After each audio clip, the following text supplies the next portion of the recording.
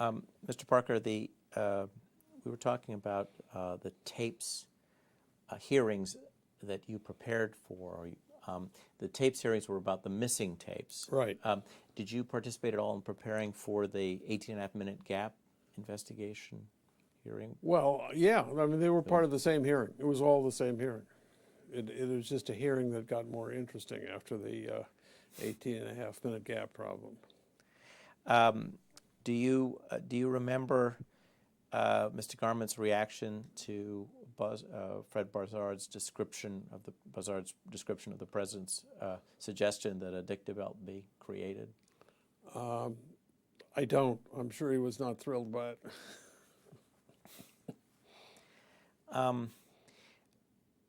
At this point, as you described, you decide to move back to HUD. You've been on detail Right. since March. Right. Since April. I guess Right. it was April that the official detail to. Right. Since April. So, and do you contact Mr. Lynn, Secretary? Yeah, Lynn? I went to see Jim Lynn.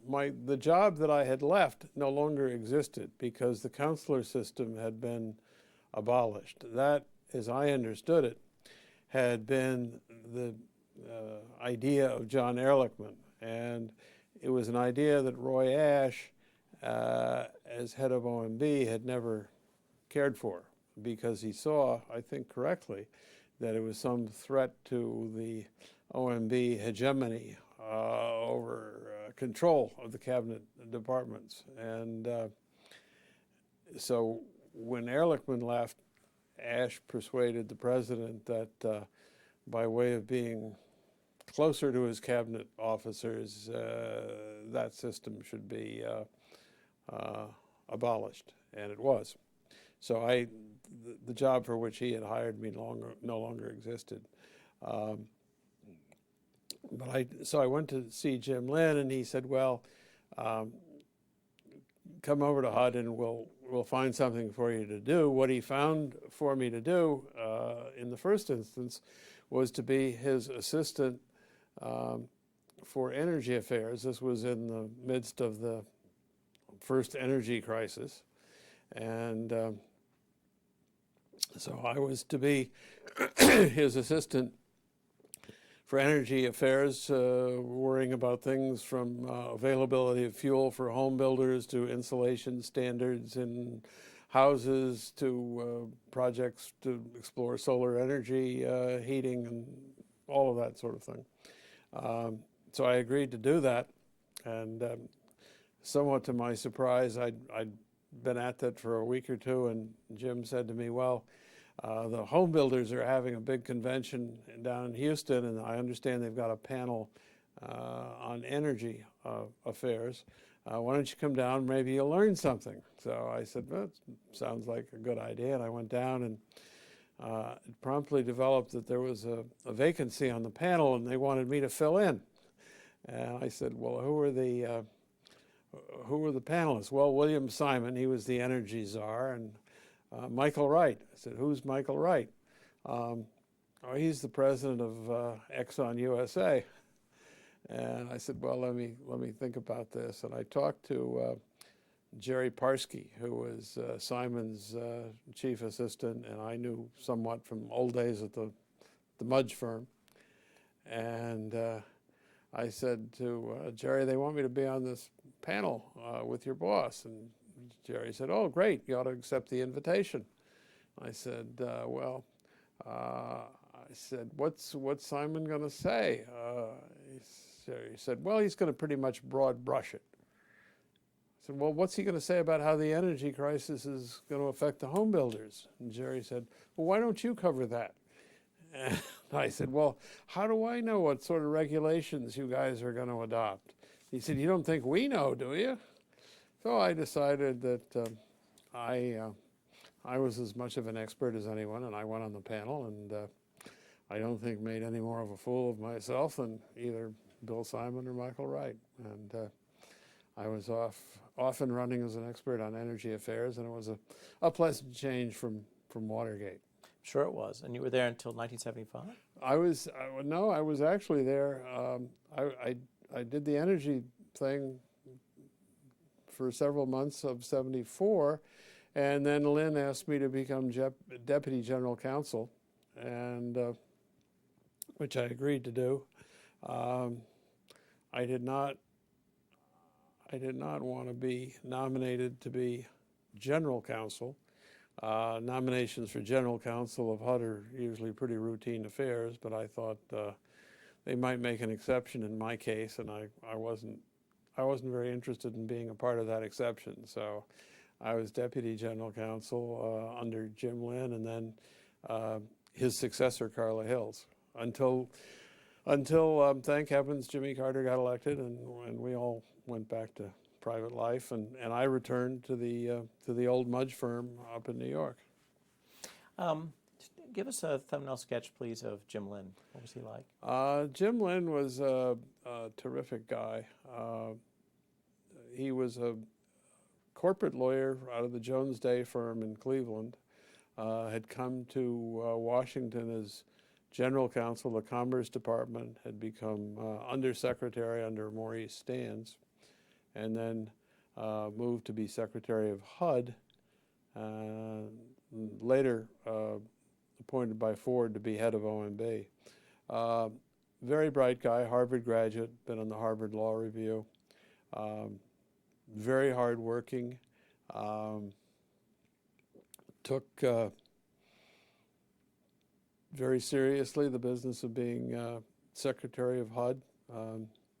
Tried his damnedest to make the department work as well as it could, which is not a minor challenge. And I had and have great respect for him. How did he try to lead HUD differently from the way that George Romney had led it? Well, I was not there, of course, under Romney, so I know only indirectly. But Jim was not basically a political figure. I mean, Romney, of course, had been a governor. He'd been a presidential candidate. He was, through and through a political figure. Jim certainly had political sensibilities and instincts, but he was not a political figure. So that did not come into his administration. Secondly, I don't think he had strong ideological views. He was, in my perception, there to administer the department consistent with administration policy, and he had no interest in getting into policy fights with the administration. Which is not to say that he always saw eye to eye with the domestic counsel or OMB and wouldn't defend his turf and his position as necessary. But he did not have any overarching agenda. While I was there, and this is really relevant to the discussion we had earlier about housing and desegregation. That discussion at the time of the 1971 statement was kind of unrealistic in the sense that it did not take into account the fact that public housing was changing and had changed and becoming, in its classic form, obsolete. And by public housing in its classic form, I mean the high-rise, high-density housing of low-income people. And that was a model that had worked well in the 30s, and the 40s perhaps. But with the change in the demographics of the tenants of public housing, it did not work well, and it was a problem. It was replaced by this so-called Section 8 program, which got started during the Nixon administration, which was vouchers for housing, which could be used in a variety of settings, and was therefore much less threatening to people than putting up a 30-story public housing business. Do you recall any policy debates you were involved in involving Secretary Lynn at the end of the Nixon administration and the Ford administration that are significant? No, there may have been some, but I have no recollection now at this juncture. Did Secretary Lynn continue to sort of apply the approach that you'd worked out with Len Garment, where you differentiated between, if you will, de facto and de jure conditions? Yeah, that was essentially the policy. I mean, the HUD still struggled with the question of siting of public housing projects, to the extent that we were still building public housing projects. And there was a dilemma that was never really solved, because on the one hand, if you build a public housing project in an area of minority population, people say, well, you're contributing to the compaction and concentration of minorities, and housing, and you ought to be building that outside, in the suburbs, or in any event in non-minority areas. And there was a case, a prominent case, Gautreaux, in which HUD, along with the local Chicago Housing Authority, was sued for doing exactly that. On the other hand, if you say, well, we're not going to build any housing in areas of minority concentration, then you were depriving the people in those areas of the housing that they perhaps needed more than anyone. So you always had that tension between not wanting to increase minority concentration on the one hand, but on the other hand, providing housing where people needed it most. And again, for people viewing this at a different time, different era, to what extent was the issue of low income correlated directly with race in that period? It was always there. I don't recall, other than say the Gautreaux issue involving siting of public housing, I don't recall a lot of debate about that. It's not to say that debates weren't there and problems weren't there, but there's nothing vivid in my recollection. But again, when you were talking about low-income housing, you mentioned always minorities. So was the assumption? The assumption. That's what I meant. Yeah, and that was the change, really, from public housing when it got started in the 30s. Certainly there were minorities in that public housing, but it was not dominated by minority occupancy to the extent that it had come to be in the 70s. Tell us a little bit, if you will, about the change between Mr. Lynn, Secretary Lynn, and Carla Hills. Nothing dramatic that I recall. She was, like Jim, extremely able. She had been in private practice for a number of years, and then had been appointed head of the civil division in the Justice Department. Had come over from that. Again, she, like Jim, took very seriously the challenge of trying to make HUD work as best it could. Like Jim, did not have a background in housing, so did not bring a preconceived set of ideas to bear on the subject. But she was a quick study, and learned what she had to learn, and so far as I was concerned, did a fine job, and she was a bright and tough lawyer, and on occasion, when we had slightly differing views about some legal issue or other, I became aware of what an able lawyer she was. You mentioned earlier in our discussion about the new towns, Mm-hmm. and you implied that you came to think of it as a utopian. Yes. Should we learn from that there was a process of learning for Doug Parker about in housing, or did you think of this as a utopian approach in the beginning?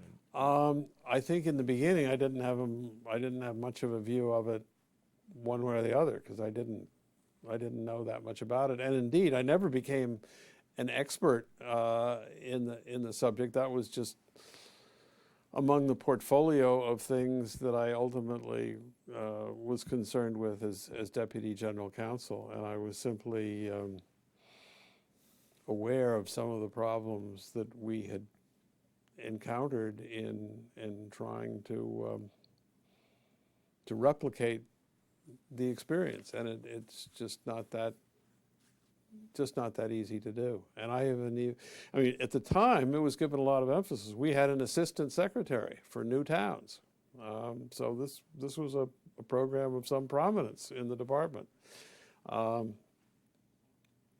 I suspect there hasn't been an assistant secretary for new towns in HUD for a very long time. And these were towns that the federal government was going to build? Yeah. Like model cities? Sort of, yeah. Where were you the day that President Nixon resigned? Do you remember? Where was I? I was probably at work at HUD. It's not a day that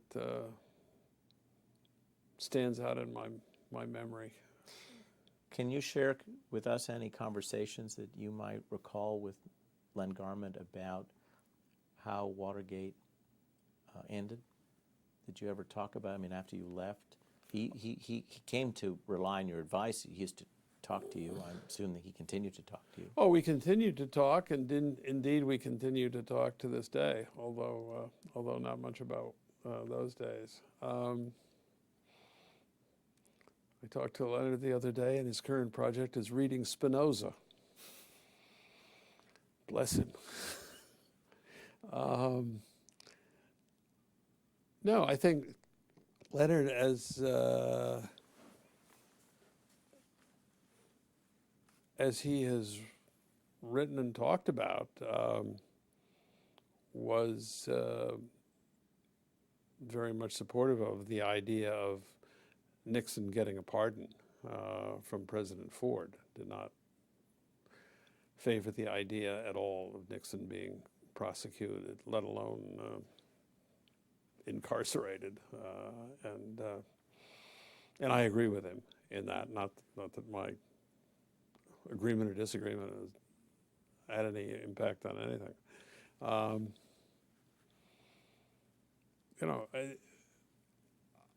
I don't think I don't recall any particular observations. I'm sure both of us made many of them, but I don't think of any of them as being particularly memorable. During the period that you were in I'm calling it the firm of Buzzard, Garment, and Parker, do you remember talking about your expectations regarding Judge Sirica? Because I assume one talks about judges when you're preparing briefs. And well, Judge Sirica was a tough guy, although one of our frustrations was he was very lenient with the press. When we had recesses, the press would descend on the well of the courtroom and would be pawing through exhibits, and we were dismayed that he did not exert a little bit more control over them. I do recall we were having lunch. There were not a lot of good restaurants around the courthouse in those days. And we were having lunch at One Greasy Spoon one day, and Leonard said, well, this is sort of like being under the tread of a tank waiting for the driver to come back from lunch. Did you ever talk to President Nixon after No. the period? And you No. didn't. And you didn't talk to him during the period you were working with Len. The only time I saw him in person at all was during Henry Kissinger's swearing in as Secretary of State. And it was a small private ceremony in the White House that I attended only because I was in the White House and Leonard got me in one way or another. Do you remember participating all in dealing with the Agnew issue? I never really dealt with it.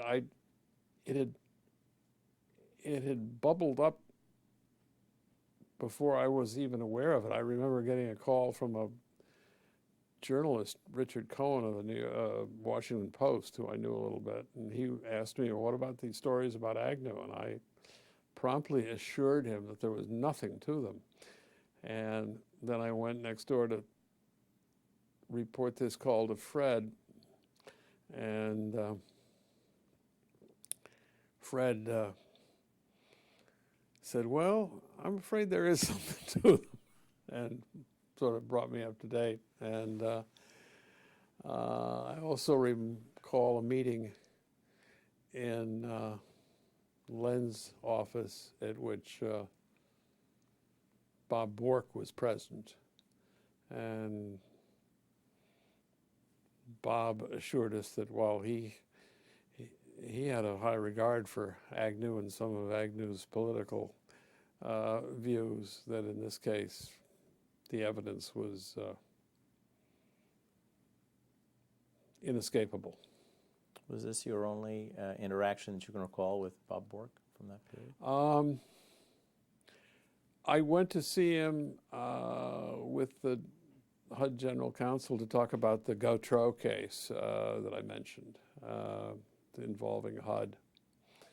And many years later, I worked with him on a brief for our law firm, a petition for certiorari that he was hired to lend a little dignity to the petition, and I wrote it, and I mean he helped edit the petition, and I really enjoyed it. That was the only time I worked with Bork, and it was on a non-governmental kind of thing. But I greatly enjoyed working with him. He was a fine lawyer to work with on something like that. Before we end, can I just ask you to tell us a little bit about the Gautreaux case? You've mentioned it twice. Oh, the Gautreaux case was a case in Chicago that in which a court had found that the Chicago Housing Authority was guilty of discrimination by its citing of public housing in minority concentrated areas to the exclusion of citing it in non-minority concentration areas, and also found that HUD was guilty of having participated in this. I mean, HUD did not select sites for public housing. It approved sites, but it was in that way involved in the process. So the decision had an impact on HUD as well as the housing authority, and so it didn't fundamentally change the way HUD did business, in part because those kinds of projects were dying out anyway. But to the extent that they were still ongoing, it made things a bit more difficult. Did you produce an amicus brief or anything? No, I don't think so. No, it wouldn't have been an amicus brief because The Solicitor General was our lawyer. Oh, I see. So it was, okay, so HUD was actually, It was a party. was a party to it. Okay. But did you participate? I didn't write anything. I didn't write any memoranda. Okay. Have we missed an anecdote or vignette or story you'd like to preserve for the library? None that come to my overtaxed brain at this point. I think you've taken most of what is there. I will ask you, what was the mood like at Nixon Mudge Rose when you returned? Well, the mood was very upbeat. They had gotten over.